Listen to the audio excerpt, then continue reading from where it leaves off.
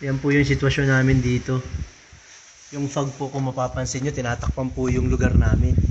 Madilim. Pero tanghaling tapat na po. Yan po.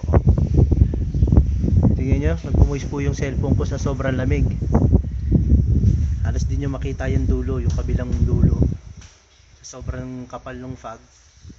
Ito po yung kwarto namin. Yan po yung pinto namin. Yan. Halos kagigising ko lang po, nagising po ako sa lamig. Yung pala, ganito na pala yung sitwasyon dito.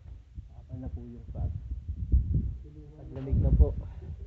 Tulungan nyo po kami, hindi po kami makalabas dito. Sobrang kapal ng fog. Ayan po, kung mapapansin nyo, mahangin pa. Ayan. Ayan. Ay, napakapal po. Ito pa po, mas may lumabas pa po, mas makapal pa po. Ayan. Utangin na mo. Ayan, nagmura pa po. Ayan. Tingnan nyo po, napakadilim po. Ayan.